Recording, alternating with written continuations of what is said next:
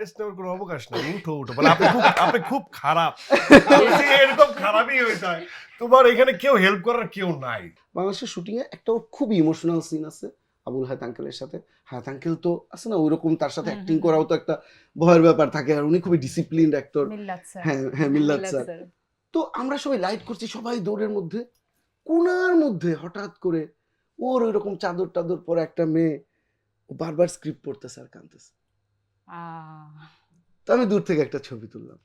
তো এই যে আসে না যে উনি আড্ডা দিতে পারতো, আমাদের শুটিং এ যেটা হয় এটা করতে পারতো, কি হচ্ছে লাইট, কিন্তু ওই যে একাগ্রতা, ওই জায়গায় এক জায়গায় বসে যে নিজের সাথে নিজের বোঝাপড়া, একটু পরে আমি কি করব, এটা ইম্পর্টেন্ট। মানে রিহার্সালটা নিজের সাথে অথবা কো আর্টিস্টের সাথে খুব ইম্পর্টেন্ট। মানে আমরা অনেক বেশি দেখেন এখন সারাক্ষণ মানুষ মোবাইলের মধ্যে অনেক উত্তেজনা, নিউজ ফিডে নতুন কিছু আসে, আমি একটা নিউজ ফিড না দেখে ফোনটাকে দূরে রেখে আমি যেটা একাগ্রতার ভেতরে পড়লাম, দ্যাট ইজ ইম্পর্টেন্ট। এটা সব আর্টিস্টের জন্য, ডিরেক্টরের জন্য। আমি যদি সারাক্ষণ ফোনে থাকি আর শর্ট দেখে আমি ইমোশনে ঢুকতে পারবো না।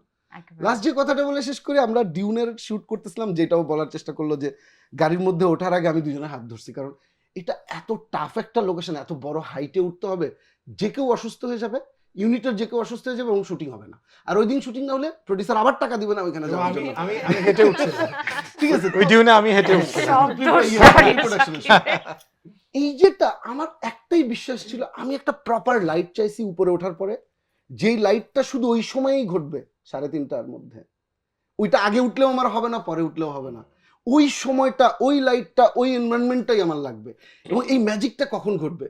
যখন আমরা সুস্থ স্বাভাবিকভাবে উপরে উঠব, সবার অ্যাক্টিং ঠিক মতো হবে, লাইটটা ঠিক মতো থাকবে, ক্যামেরা অপারেশন ঠিক মতো হবে, 20টা জিনিসের সিনক্রোনাইজ হইতে হবে।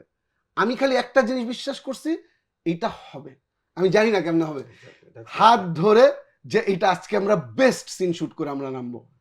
সবাই বলছে আমিন। এরপরে উপরে প্রথম তো দুজন ওরে তুলে দিছি, খুব কষ্ট, ওরে তুলে দিছি। আমরা কেউ সাপোর্ট নিয়ে উঠতে পারতেছি না, কারণ দূর থেকে শুট করতেছি, আমরা উঠতে পারবো না ওখানে। ড্রোন দিয়ে শুট হচ্ছে। উঠতে উঠতে এমন হাইটে উঠে গেছে, ওর ব্রিদিং প্রবলেম শুরু হয়েছে। এবং ওয়াকি একসময় কাজ করতেছে, একসময় কাজ করতেছে না। ও বলছে ভাইয়া ব্রিদিং প্রবলেম হচ্ছে। আমি বললাম তাহলে কি আর উঠতে পারবা? তাহলে এখানেই শট নেই।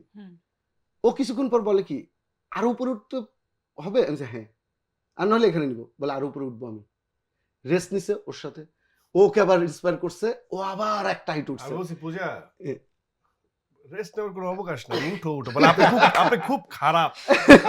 এরকম খারাপই হয়ে যায়, তোমার এখানে কেউ হেল্প করার কেউ নাই।